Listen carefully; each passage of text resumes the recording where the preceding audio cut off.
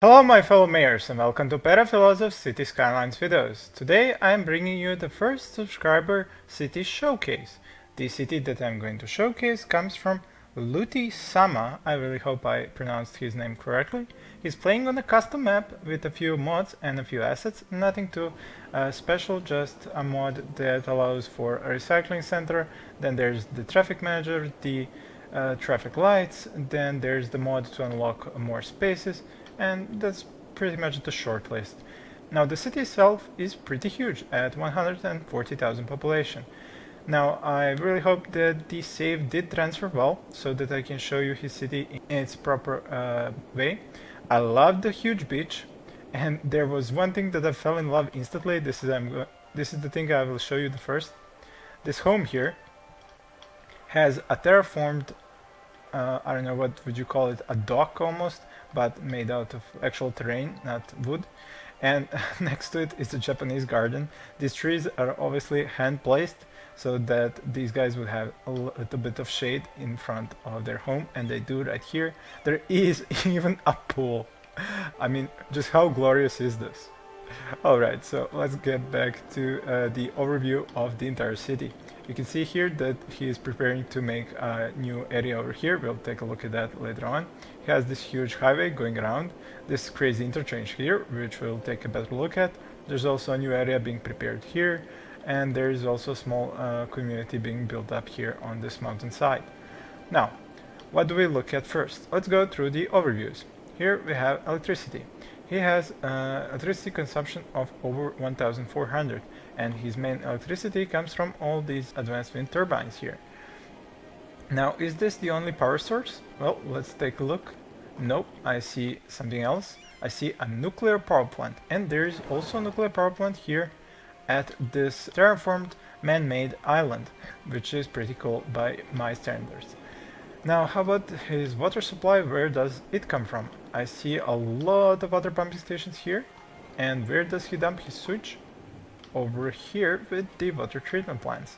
So the water is going to the right as far as I can see, and going over there, while the water that brings in fresh water comes here, and then he has no problems with pollution. It is a custom map, so it's much easier if you already see how the map is gonna be when you unlock everything and plan out in the future where your buildings are gonna be at.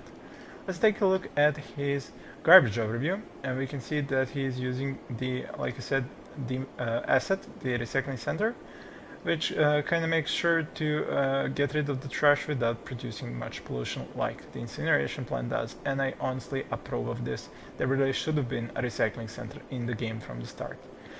He's taking care of pretty much all of his trash, although he's producing a little bit more. Could be down to the fact that I'm running his save and not on his PC. Maybe there's some difference, or maybe he just has yet to use another recycling center. All in all, pretty cool. As for the education, he has pretty much enough capacity for elementary school kids. He's lacking capacity, a lot of capacity for high schools. I am going to assume that this is because he already sees that he's made enough high schools to give his zone's area of effect coverage. Although his industrial area, which is over here, does not seem to own a high school, but they are at level 3.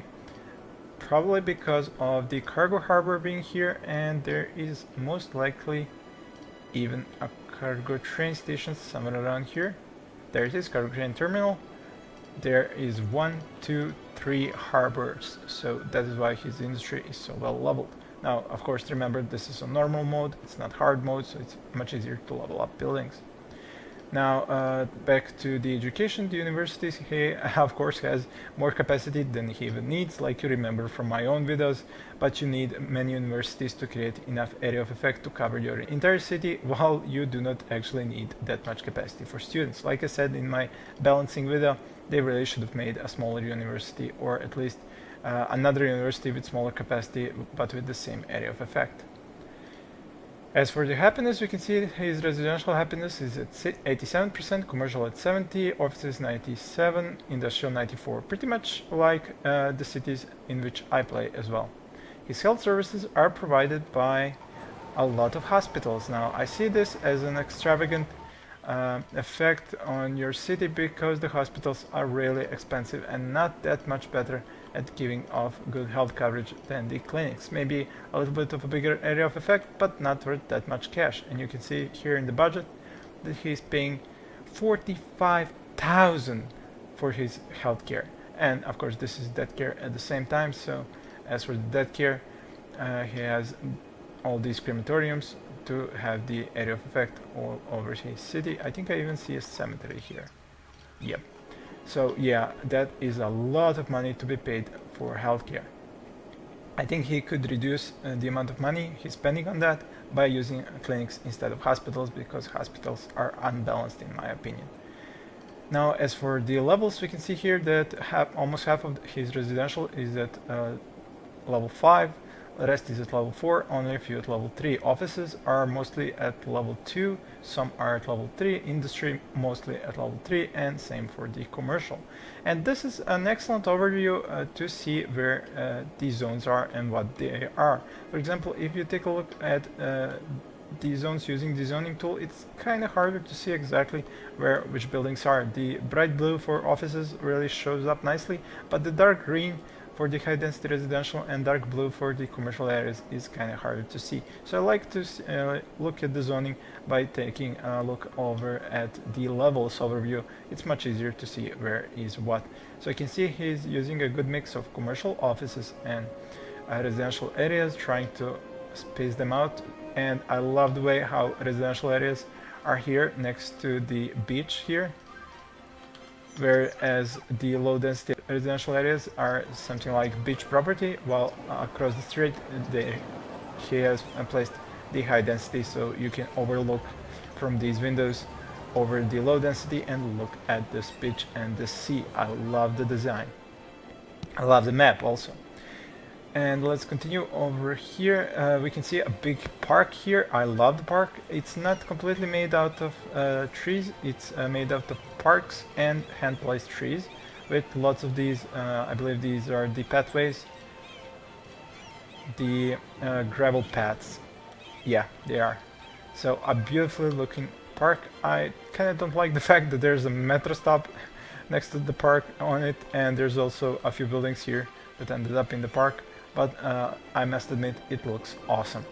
I also love the fact how he placed so many trees around the highways, even though the trees don't actually seem to produce an effect to reduce the noise pollution, but they do look awesome here covering these roads and these zones next to them. So very beautifully done and aesthetically pleasing to look at. And now to finish up over here, now this is a small problem that I see with this city. The industry is so isolated all the way here that this is most likely producing a lot of traffic going to and from to the commercial sectors. And you can see that we have the red streets here, but that's okay because it's the cargo harbor. And then there are some 6 lanes here and the highways here leading the traffic to the inner city. You can see lots of runabouts used. I don't like to use runabouts because of the fact that these sims don't really know how to use them. I mean, you see it here, they entered the runabout, and this guy is standing here blocking this traffic here instead of using the innermost lane and then just getting off where he wants. He just wants to go into the same lane everybody else is going. That is why I do not use runabouts in my cities. They are cool looking, but not very efficient. That's the problem with the AI, not the people building cities, of course. And another problem with the industry that I noticed was this. He has 10,000 imports, and half of that is goods. This is, of course, because when you take a look at how much industry there is here and how many commercial buildings there are here, it's obvious that the industry is unable to produce enough goods to supply all those buildings. So not only does he produce goods here and then send them off here, but he also has to import from the region that's probably coming off, or is it? Where exactly is the connection to the region? Alright, so one is over here, the other one is over there. So basically, all of the traffic from the region comes from this highway here and this highway here, and you can see how red these are. You can see that they're just, how big is this line? Alright, from here, oh my god, is this coming? Oh, Jesus Christ, look at this. I can't even see the end of it. Can I click on any of these? Yeah, I can. Maybe I can. Nah. So all the way there, it's red next to the end of the map. So coming into the city, through here,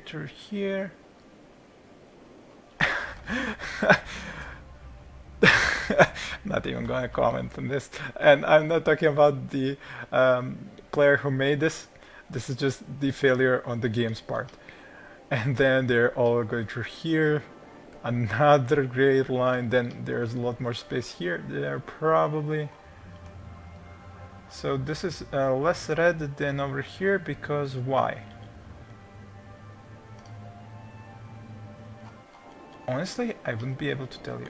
Maybe because they all start using the same lane. No, they still use the same lane, but yet for some reason this highway is not as red, although it seems to have the same amount of traffic. And this all, of course, ends up coming into here, into the city. So that's the problem with this map. There just aren't enough highway connections to be in different parts of the map. I mean, if you look at it from here, there's this connection here, and there's these two here, but basically all the traffic comes in either through here or through here and coming off the same end of the map. If there was a connection here, that would be so much helpful, and a connection here, that would be perfect. But this is just somebody really messed up when they were making this map. And that brings me to this thing. I was shocked when I saw this. Like, I was trying to figure out why. I mean, this is just simply a highway going from left to right and a highway going up and down. Why is this so overcomplicated? I have no idea. I mean, and nobody's really using it. That's the weirdest part when I look at other people's cities. Why do they end up overcomplicating interchanges which aren't even used? I mean, let's go to speed 3. Who's using this? Nobody. The only highway used is this one going through here and going through here, and there's nobody using any of this. There's like 1-2 cars coming off randomly from over here. I mean, maybe if he expands, this will start being useful, but at the moment, just no use whatsoever. It's probably down to the fact how the highways come from just this part of the map, and so he figured maybe I should create an interchange, but no need. Well, that brings us to the transportation. Well, I already talked about the transportation a lot, and I said what I liked, I didn't like. I see a lot of 4-ways here. I guess they're useful if you have a lot of traffic going through here, but I don't think you would even need the 4-ways. The 2-ways would probably be enough, and the teams already use these streets like they're 2-ways. They usually just keep to the same lane, only if they want to get off onto the side and if the other guy wants to keep going straight. But you see here, they're still gonna go straight, so you will have to simply go to the traffic manager, go to the main, where is this, change lanes, click here, and then make this lane only be used to turn right, and this only be used to go forward. And then once the traffic goes through a few years, they would probably stop using this one to go forward, and you would have the actual use of a 4-lane road. But anyway, let's get back to the overview. So the noise, of course, mostly next to the roads and the highways, probably next to the high-density commercial as well. What's creating all the noise here? Oh, the recycling centers, right, makes sense. The fire coverage, of course, as good as his education coverage. I would assume the police coverage as well, with the police headquarters and the police stations most likely.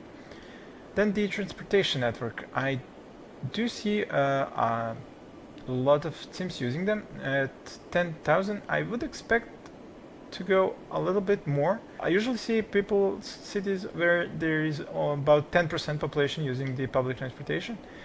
So maybe this could be optimized a little bit more so that more teams would use. I mean, I see 2 stations close to each other here, only one here and one here. Maybe another one here would help.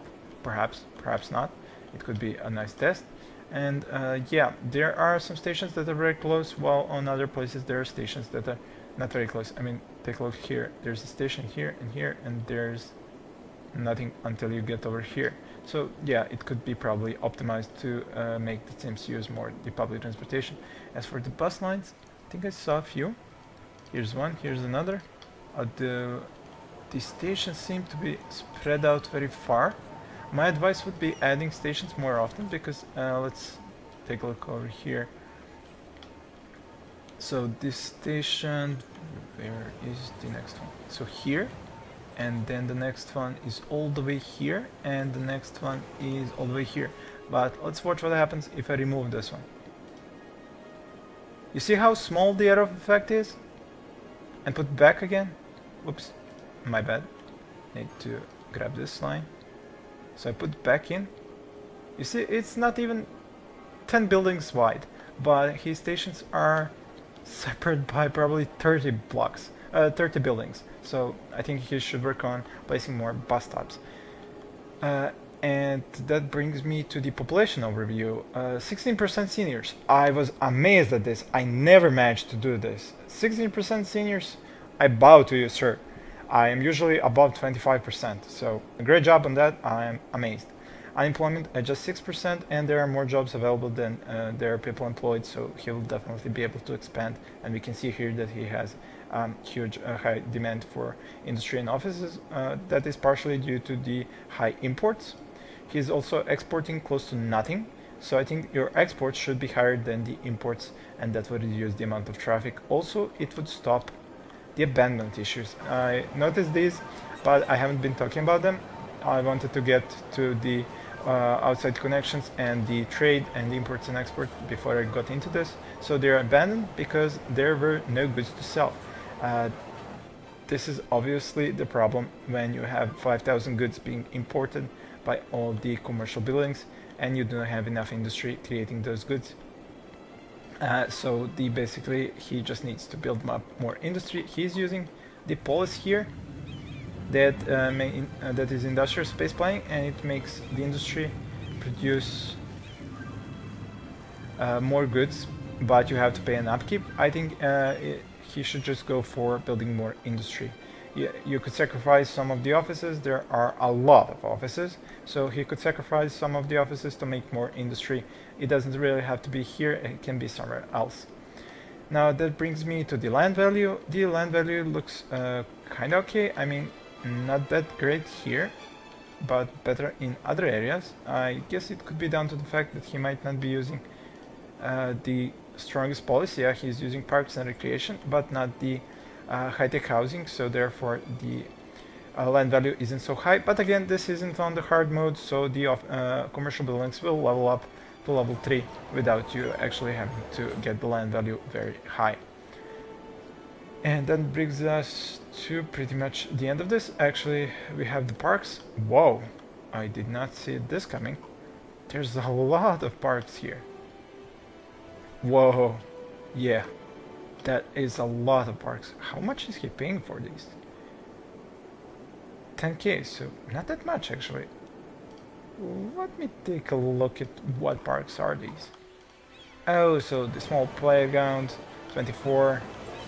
The small parks, park 8 per week, Japanese garden 40. Yeah, I would advise to save space and to get more bang for your buck, to always use the strongest parks, the ones that cost the most and the ones that cost most per week, because they have this huge area of effect, and so you can place smaller number of these. But I am going to say that maybe he just wanted to make a more beautiful city, and a more beautiful city requires a lot of small parks. Now, yeah, my efficiency and effectiveness got the better of me, so I apologize. It may be that he was just trying to go for a more beautiful design than the effective and efficient, and it does create a beautiful city. Now, don't get me wrong, maybe I was talking about some of the parts of the city not being nice, but like I started with saying how beautiful this place here is, I'm going to end on the note on just how beautiful he has made this city.